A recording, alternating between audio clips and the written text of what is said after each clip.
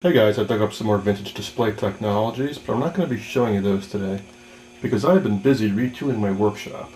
Originally this workshop was set up about 10 years ago to work with solid state stuff. Back then I was messing around with microcontrollers, uh, transistors and whatnot.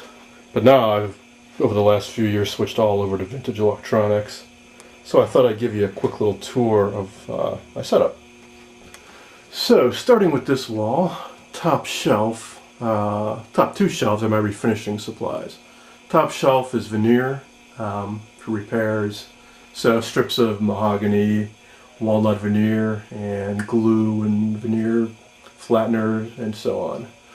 Next shelf is finishing supplies, things like clear lacquer, toner lacquer, various enamel spray paints for metal, and stains, and refinishing or restoring stuff like Howard Restorer finish to try to bring back old finishes.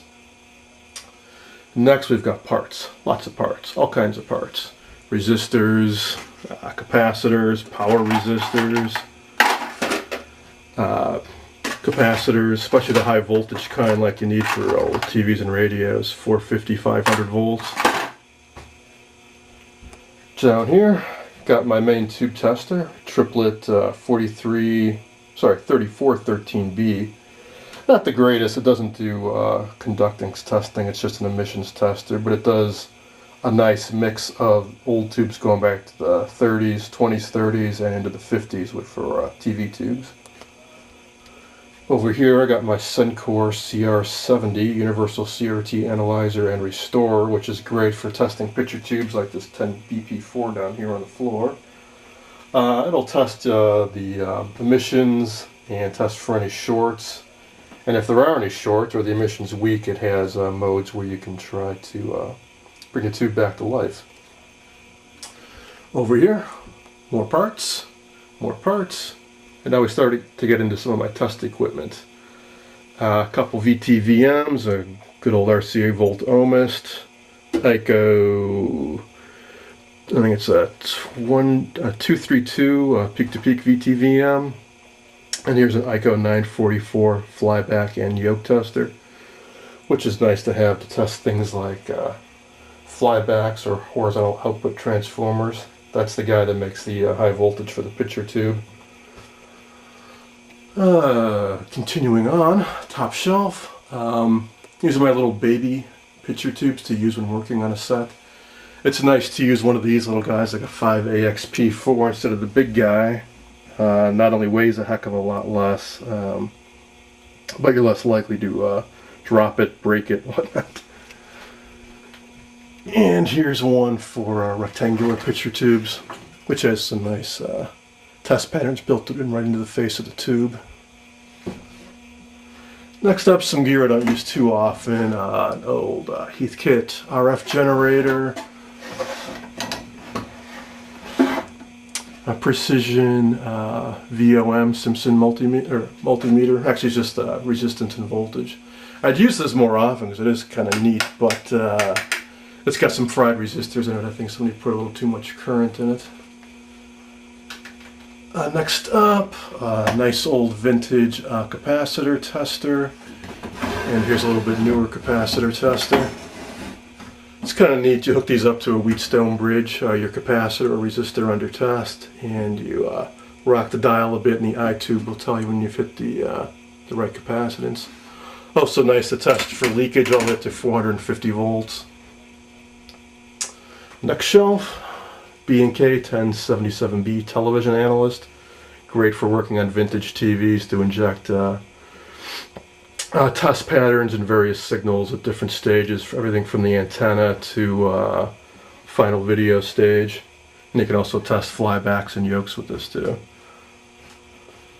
Next up, a Hickok 615, which I just finished restoring.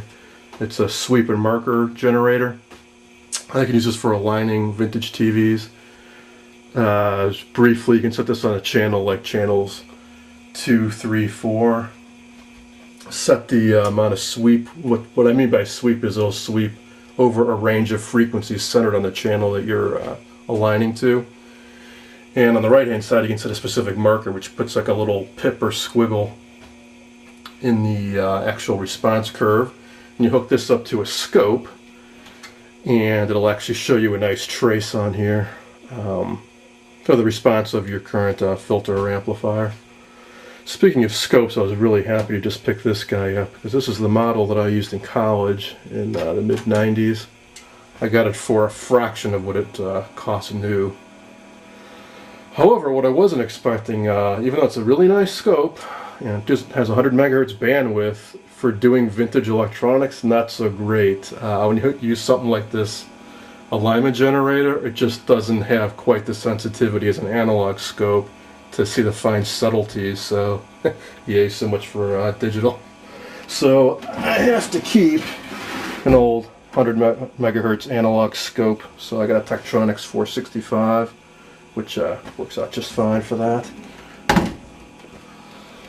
Hooked up to that alignment generator, I've got just a cheap old frequency counter because you really can't trust this dial. I've aligned this, or calibrated, so it's not too bad, but really you want to get pretty accurate on this stuff, so a nice frequency counter's, digital frequency counter is the way to go. Another pretty new piece of equipment for me is a ICO 315 signal generator.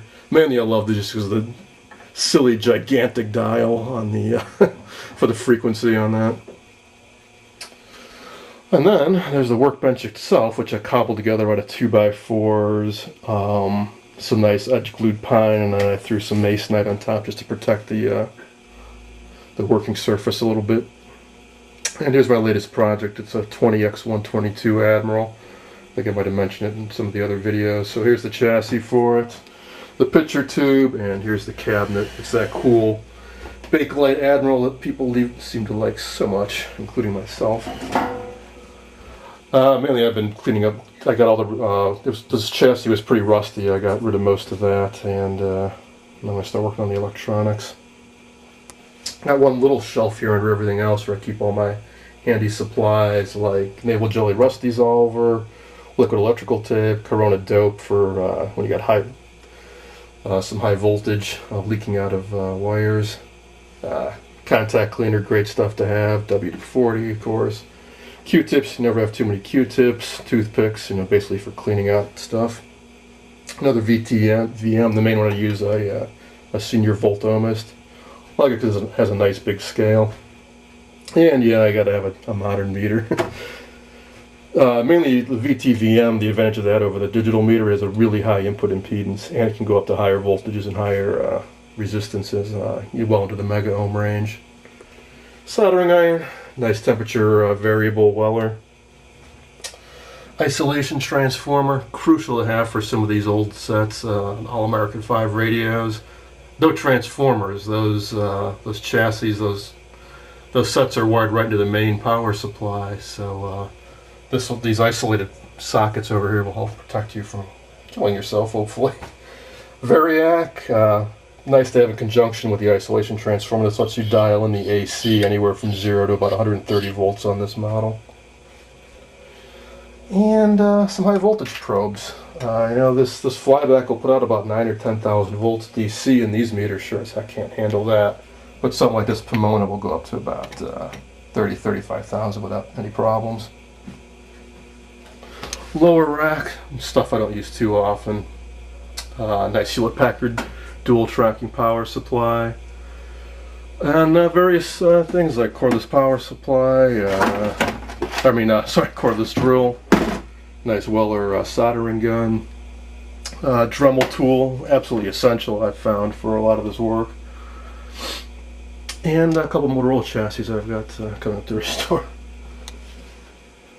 That's about it for now, I think. If you guys want to know about any of this test equipment in detail, I wouldn't mind demonstrating how to actually use it, so leave a comment. Thanks, bye.